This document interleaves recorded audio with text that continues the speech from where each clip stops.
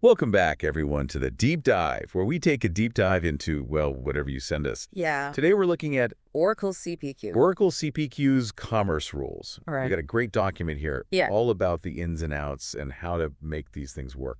That's right. Commerce rules are really the brains behind how your sales process works in CPQ. Okay. It's you can think of it as a set of instructions that make sure everything runs smoothly, accurately, according to your business rules. Now, for our listener who maybe hasn't worked that much with Oracle CPQ, Yeah. it stands for Configure Price. Exactly. And it's really software that helps businesses manage complex sales processes, especially when you're dealing with products and services that have lots of configurable options. Exactly. And CPQ already has configuration rules to manage how all the products and options combine together. Right. But commerce rules take it a step further by giving you control over the entire sales transaction. So that's everything from validating data and controlling user access to filtering options and streamlining the, quote, process. So let's break this down a little bit. Sure. The document talks about 4 different types of commerce rules. Yeah. Constraint, filter validation, and access rules. Absolutely. Can you give us like a quick rundown of what each one of those does? Absolutely. Constraint rules are like your first line of defense. Okay. They prevent users from entering invalid data or making choices that don't align with your business logic. Okay. So imagine a scenario where you have a rule that says you can only apply a certain discount if the order value exceeds $10,000. Okay. That would be a constraint rule in action, ensuring that those discounts are only given when those conditions are met. So it's kind of like a built-in safety net. Precise. Keeps things from going off the rails. Exactly. Then you have filter rules, which are all about making that user experience more streamlined and efficient. Imagine you're working with a large product catalog, and you only want to see the items that are relevant to a specific customer or industry. Right. That's where filter rules come in. They help declutter the screen and surface the right options at the right time.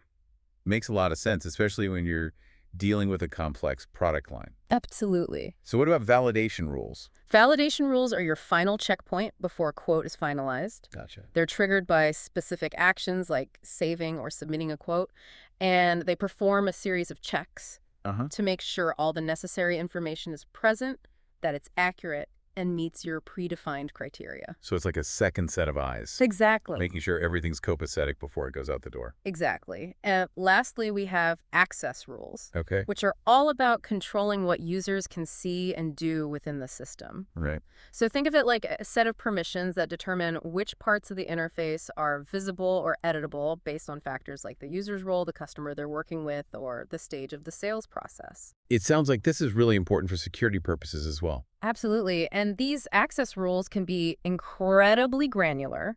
You can control visibility at the field level within a line item, meaning you can literally show or hide specific pieces of information based on very specific criteria. Wow. Yeah.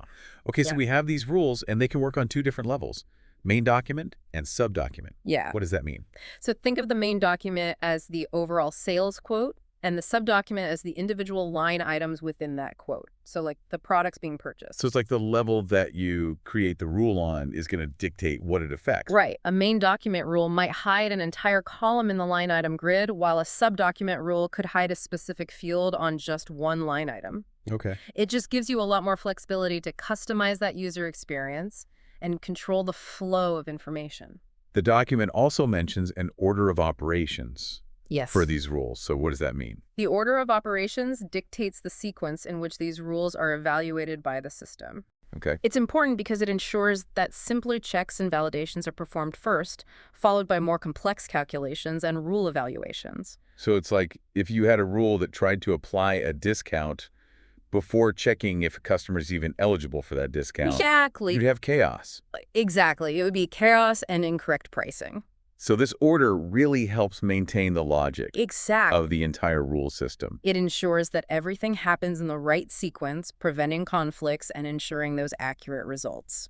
Now, one thing that stood out in the document was this whole concept of AJAX and how it enables real-time updates for the commerce rules. Right. Can you kind of shed some light on that? So AJAX stands for Asynchronous JavaScript and XML. Okay. But simply put, it's a technology that allows parts of a web page to be updated without having to reload the entire page. Gotcha. So this is how you get those dynamic instant updates when you're working with commerce rules. So for example, let's say a salesperson is configuring a product with various options with AJAX. That price will update instantly on the screen as they make selections. Oh, wow. It creates a much smoother and more interactive user experience. So it's like you see in real time Yes, how your choices are affecting the quote without having to wait for the page to reload. exactly. And this AJAX functionality is present in most of the commerce rule types, Okay. with one notable exception: Okay, what's that? validation rules. Oh, why is that? So validation rules only run when a user triggers a specific action like clicking save or submit. Okay. And the reason for this is because you don't want to be constantly bombarding the user with validation messages while they're still working on the quote. Right? Imagine if a rule checked that the shipping address was filled in every time you typed a keystroke. Yeah, that would get annoying. It would become incredibly annoying and disruptive. So instead, it waits until the user is ready to proceed and then ensures that all the necessary information is in place before moving forward. So it's about finding the right balance Exactly. between feedback and not driving your user crazy. Precisely. Now, the document does mention that advanced validations are kind of being deprecated and replaced with just regular validation rules. Yes. Do you have any thoughts on why that might be? It seems like Oracle is moving towards a more standardized and user-friendly approach to rule building. Okay. So by simplifying those validation options and providing more intuitive tools, they're making it easier for administrators to create and manage these rules, even without a deep technical background. That's great. Yeah, making complex functionality more accessible is always a win. So are we ready to take a closer look at each of these rule types and how they actually work? Yeah, I think a great place to start would be access rules because those have really undergone the most significant changes from previous versions. Okay, let's start there. All right. So access rules, these were previously known as hiding rules, but they've kind of evolved quite a bit in recent versions of CPQ. Yeah, they're way more than just hiding things now. You can actually manage read and write permissions Yeah, for attributes now, absolutely. which is a big deal. It's a game changer Yeah. for customizing that user experience. Yeah, so like let's say you have a sales rep working on a quote for a customer who is known for pushing for discounts. Right. You could set up an access rule that automatically makes that discount field read-only, Uh-huh. so they can't even touch it. Makes it a lot easier Yeah. to ensure consistent pricing practices. Yeah, it takes the guesswork out of it. Absolutely. Okay. Now, let's talk about something called transaction arrays. Okay. This is where access rules get really interesting. Remember how we talked about main document and subdocument levels? Yeah. Transaction arrays come into play when you're working with those tables of data within a subdocument. So instead of like hiding an entire column in the line item grid, Right. you could use a transaction array to hide specific cells Exactly. based on the data in that row. You got it. It's like having a laser focus on individual cells controlling their visibility based on the surrounding data. Wow. So for example, you could have a rule that says, if the product category for this line item is software, then hide the installation cost field. Oh, that's a great example. Yeah. Because it's so specific. It is Maybe- very powerful. So you really tailor the interface Yeah. to only show the relevant information.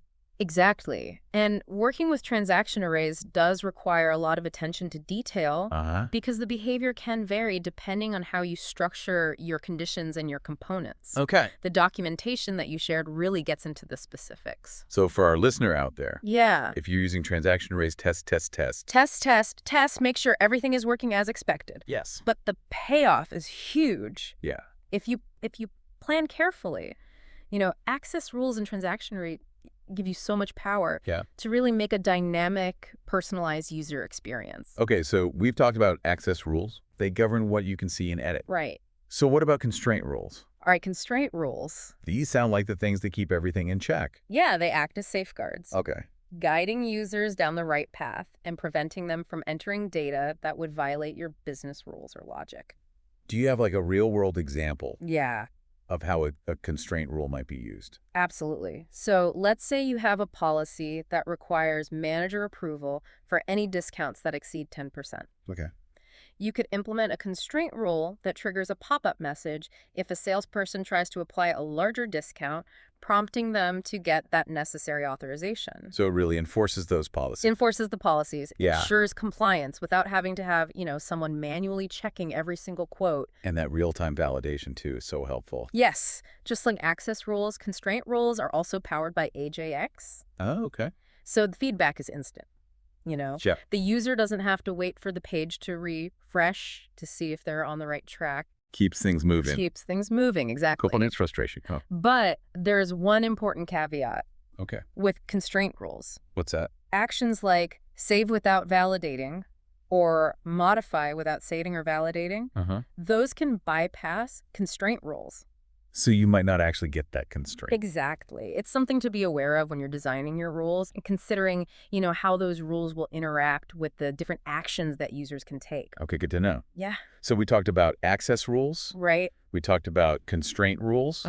Now, what about these filter rules? Right. Filter rules. It sounds like these are the ones that really streamline the experience. Yeah. They're designed to declutter the line item grid and help users focus on what's relevant to them. So instead of being overwhelmed by a long list of options, they'll see a targeted selection that's tailored to their specific needs. So it's like having a smart assistant that filters out all the noise. Exactly. And just gives you what you need. Imagine a scenario where you sell software with various modules.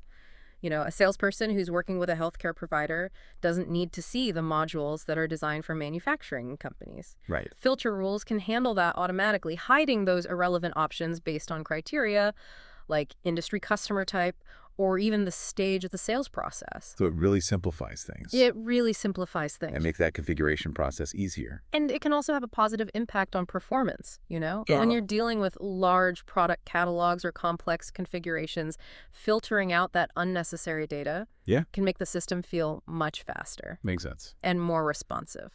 Now, the document does mention something called parent filtering and rolling up children. Yes. Can you explain what that is? So this feature comes into play when you have parent and child items in your line item grid, which is common when you're dealing with products that have subcomponents or accessories. So like a computer system that comes with, Exactly. a monitor, keyboard, mouse. Right.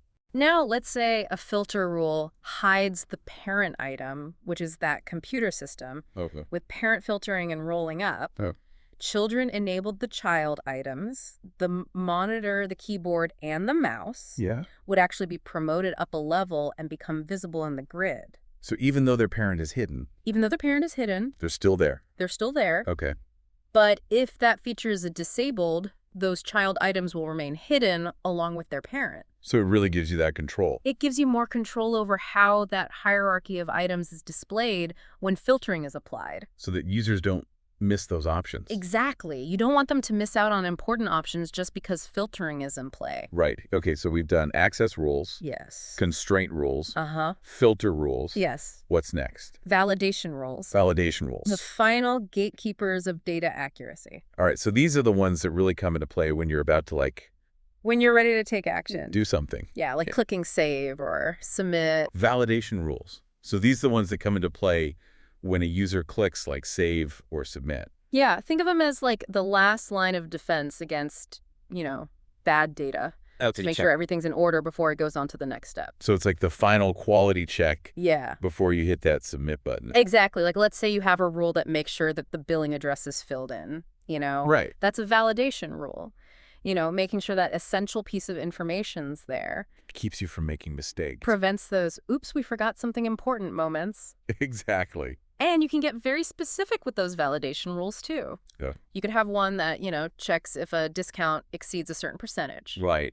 Or if a particular product configuration requires, additional approvals from a manager or something. So it's not just about missing data. It's about the data making sense. Yeah, making sure that data makes sense and aligns with your business policies. You're building in those safeguards to maintain that data integrity and prevent costly mistakes, down the line.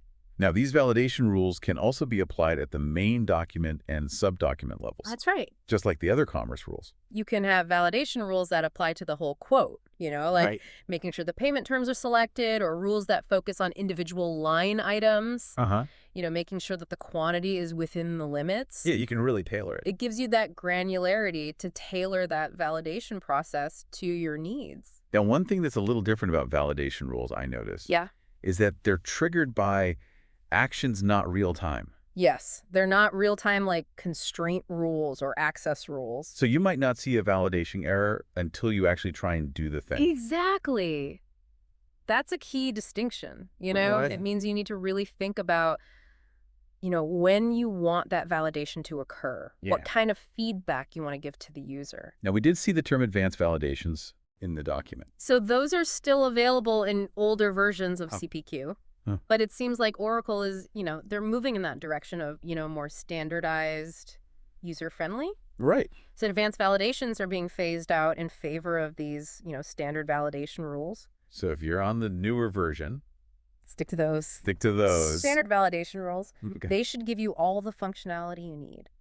Well, I think we've covered a lot of ground today when it comes to commerce rules. We have. It's been fascinating to see, how you can use these rules to control and automate so many different parts of the sales process. Yeah, they're very powerful tools. Yeah. They can streamline your operations, enforce your business policies, Uh-huh. and ultimately improve that user experience. It's about finding that balance. Finding the right balance between flexibility and control. Absolutely. And these rules are only as good as the planning you put into them.